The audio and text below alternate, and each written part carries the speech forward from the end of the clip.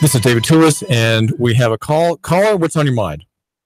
I tuned in today, and I heard a different broadcaster when I was expecting to hear you, and so I was on my phone, and I tuned in again. I heard your guest, and I just want to tell you, as I was thinking about your show this morning, as I was driving along, and a little disappointed that I missed it, and obviously it's been changed to a different time, is I started thinking about how important your show is, and how I'm sure that a lot of people may get aggravated about some of the buttons you're pushing, but the more people that I deal with in ministry, I realized that what your guest was talking about and the vulnerability, I think those who are comfortable don't realize how eventually this stuff's going to come get them.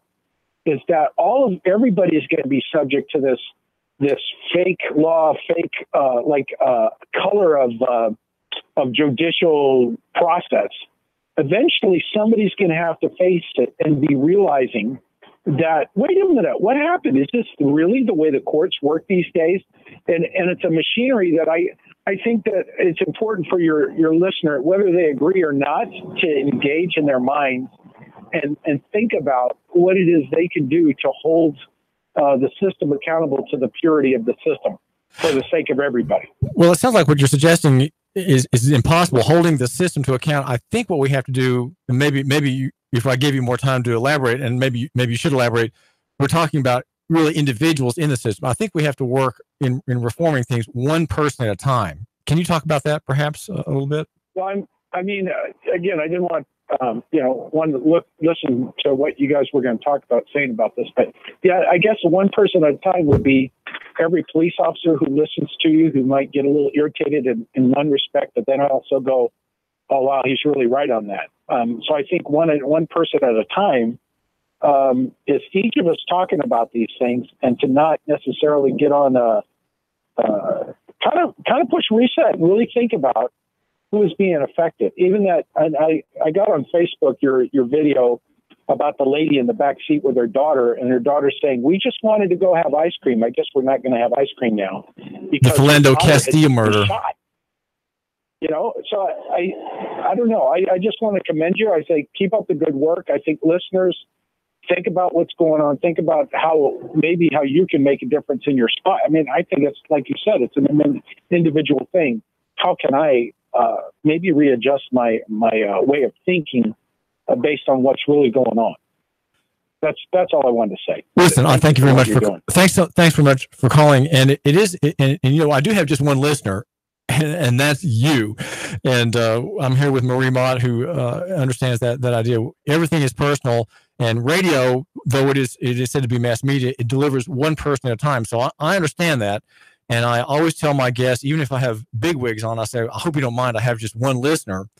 And they always nod and say, yeah, I understand. I understand. And they say that because they know it's you, my listener, matter. And so what we're trying to have done in Chattanooga is for people, especially those who have a spiritual interest, who have an interest in God, who read their Bibles, who are a desire to be virtuous, and who desire justice. We want you to figure out how you can help one person. And that's, if we all help one person, if we all push our social capital to people who are beneath us in the social capital realm, or even the financial capital realm, we are going to be doing good things and helping that person. It's always one person at a time. And you'll find out that if you do that enough and help enough people, you will be, as they say, a leader. I don't like the word leader, but you will have leadership because you've had service first. And so what you, my listener, have to do, I think, is to think about serving somebody, helping somebody with what you know in your area with your gifts, whether it's law. My area is law. I like law, and I want to help people in law because I know about. I read it. I just read it in the bathroom. Okay, I read it in the bathroom. So we're here talking with Marie Mott. And Marie, let me ask you this question about reform. You are a kind of reformer. You were in the insurance business for some time. You worked at Cigna as a senior quality specialist on the Medicare side of that big company. Yes.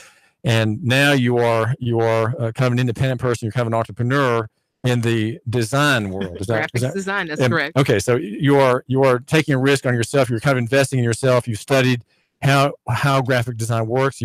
There's much available for free. You're kind of self-taught in that area. That is correct. And that's all. More things like that, or more people, I think, in our day can do that.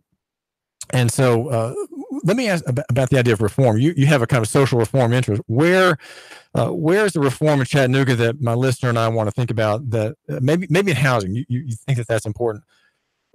How is housing to be reformed so that the market is more open and more people can benefit from a market which is now closed off, perhaps in some ways? How do you analyze that? That's my take. I didn't want to prejudge what you're saying. Go ahead. One of the things that we have done in this 21st century is that, especially in particular since about the 40s and the 50s, that we have increasingly had strict zoning laws. And when we look at zoning laws, not only does that affect the developer, who really, we have more people moving into the city all across the globe than ever before in any point in history. And as time progresses, we're going to have more people who are coming into the city. And what that has caused is now cities have the ability to dictate how, when, and what people can build. And what that causes is a scarcity in property that's available within the city. And so what we see now in this housing market in Chattanooga is not only is it extremely expensive. I'm looking to buy my very first home, and it's so expensive. But that the people who can afford the houses, I'm finding, are not even from here. The last conversation that I had with a realtor about a particular property that I saw on Oak Street, the person who was looking at buying that was all the way in Israel. Wow. That means that people here within the city of Chattanooga do not have the ability to afford housing. And with these laws, part of it was because of wanting to segregate, and these laws do segregate people. But these laws also make it extremely difficult for those citizens who are looking to get out of poverty, because we understand that that real estate is the cornerstone of wealth. And so what obtaining real estate does is allows you to have upward mobility in society.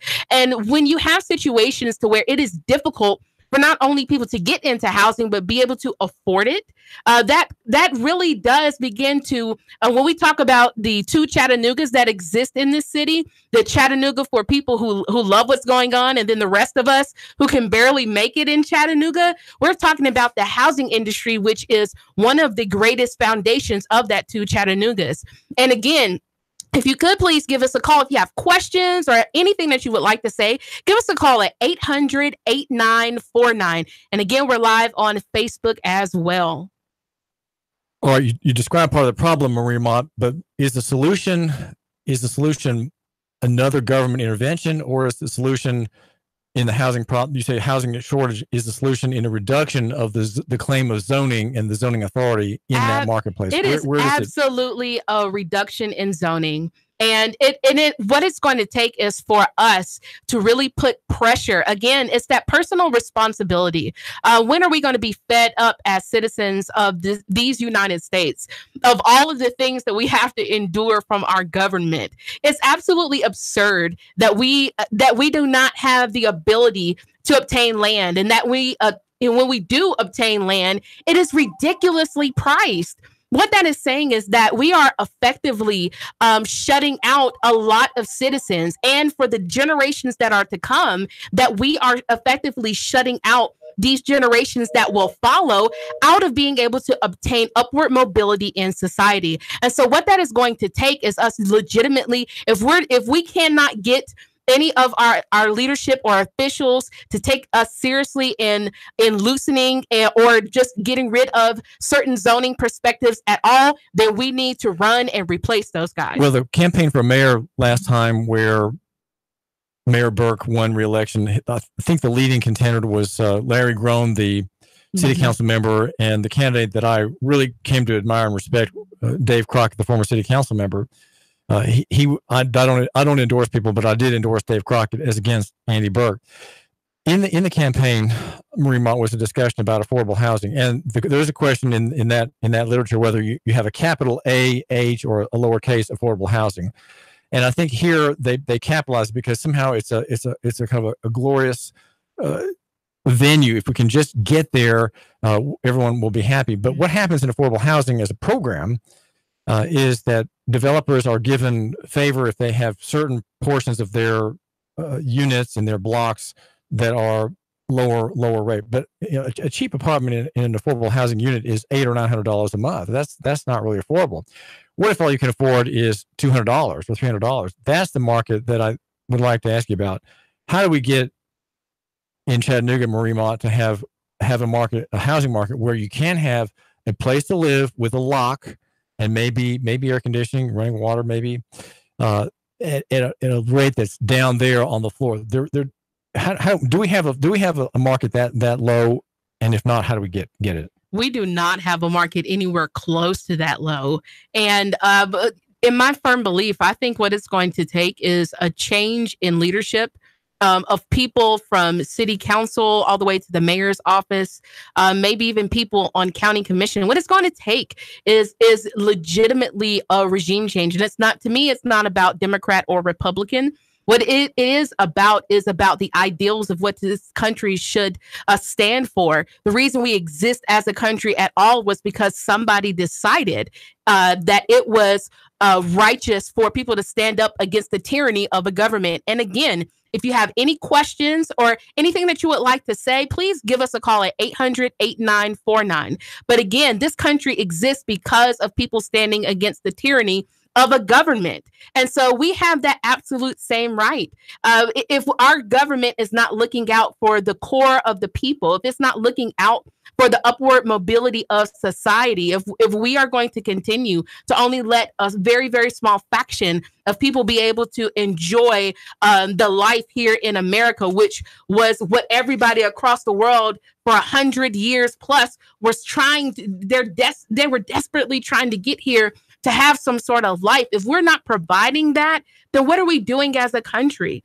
And when we talk about how this country is in the direction that we're going, we're making so many short-sighted decisions and staying in a comfort that we're used to that is legitimately going to undercut the next generation. There are stories about Houston, Texas, Marie Mott, where around here people would laugh and they say, well, there's no zoning in Texas. There are some areas of town where there are restrictions on the sale, but generally there's no zoning. And what's happened, according to Nolan Gray, who's a city planner, just recently graduated, I think, from Rutgers, is that you have multiple downtowns in Houston, and you have real diversity. Because of zoning, you don't have diversity. Zoning makes my argument is that zoning creates stagnation by design.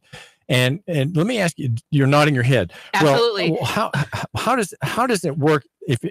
What's the problem with being stagnant? Because after all, if my listener is in a stagnant neighborhood, he's guaranteed that his price on sale of his house will be high, or where it was, or maybe higher than it was when he bought it. So it's kind of a guarantee for his pricing in the sale of that capital asset. How does zoning work to the bad of my listener? Oh, man. To the bad of the listener, what it does is, besides, not being able to get people into housing, yes, do you benefit maybe from a monetary standpoint? Absolutely. I've talked to people who own, even my parents have houses in which that they rent out. So they are benefiting from some of the upswing in a lot of these areas. But effectively, what we're doing is prohibiting people from being able to get into housing. The other thing that we're doing is we are creating segregation. We are legitimately, part of the reason maybe why you don't understand what's going on in my community is because you've never been in it. You've never lived in it until you wanted to come into it.